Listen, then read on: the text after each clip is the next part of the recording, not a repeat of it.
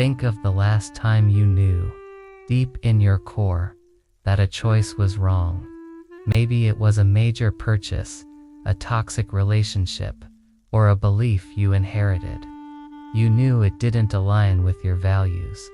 Yet, instead of retreating, what did you do? You fought for it. You defended it.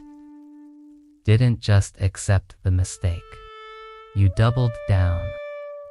You explained it away.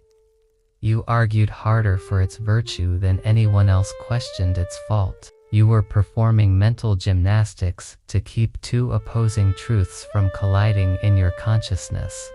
This is the battlefield of cognitive dissonance, coined by Leon Festinger in the 1950s. This describes the acute psychological discomfort experienced when holding to conflicting cognitions, thoughts, beliefs, values, or actions simultaneously. The brain despises this inconsistency. It's an internal state of warfare that demands immediate resolution. Because the brain values internal harmony above almost all else, it will choose the path of least resistance to achieve equilibrium. And often, the easiest path isn't admitting fault or changing the action, it's changing the belief.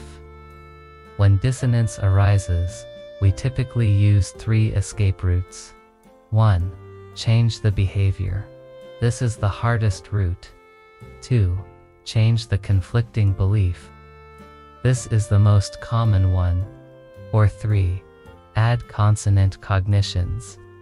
This is where we rationalize, justifying the bad choice with endless explanations until the conflict seems resolved. Consider the classic example: the smoker who knows smoking causes cancer. Changing the behavior, quitting, is hard. So, they add cognitions. My grandfather smoked until he was 90. The stress of quitting would be worse than the smoking. The mind isn't seeking truth, it's seeking comfort in consistency. This defense mechanism protects our ego, but it cripples our metacognition, our ability to think about our own thinking.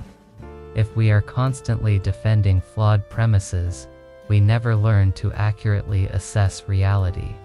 We trap ourselves in a feedback loop built on our own best lies. Then there's the effort justification factor.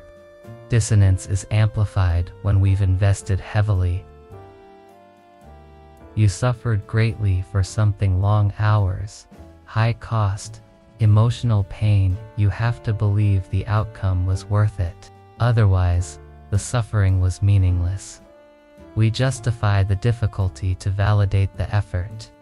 This is why hazing can create loyalty, and why expensive, flawed products are often defended fiercely by their owners. So how do we break free?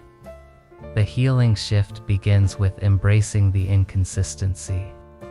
We must practice self-compassion for our past self. The person who made that questionable choice was operating with limited information, limited resources, or higher levels of stress. We need to give our past selves the same kindness we want for who we are today. Here's an actionable step. Name the conflict. When you feel that defensive urge rising, the need to argue for the bad choice, just pause. Name the conflict out loud. My action is X, but my value is Y. That feels uncomfortable. Naming it pulls the logic out of the purely emotional realm and gives you power over it. Another step is to focus on the next choice, not the past error. You can't undo what's done, but you can control what you do next. If you bought the expensive car that drains your savings, the next decision isn't to sell it today, which creates even more dissonance.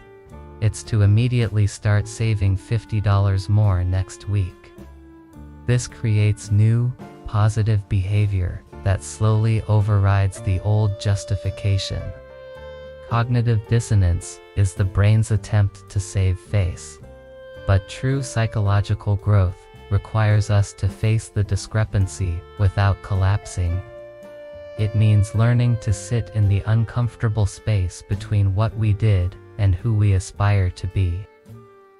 When you allow that discomfort to exist without immediately defending it, you stop defending the lie, and you start building a reality that truly aligns with your deepest values.